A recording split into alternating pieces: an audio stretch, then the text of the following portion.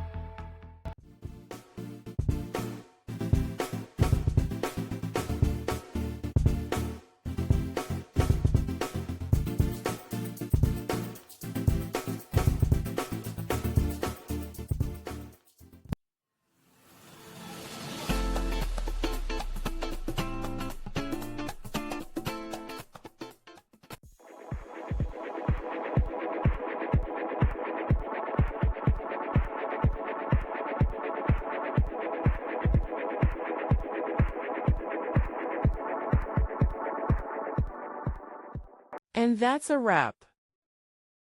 I hope you found the answer you were looking for. If you did, take a second to hit that subscribe button. It really helps out.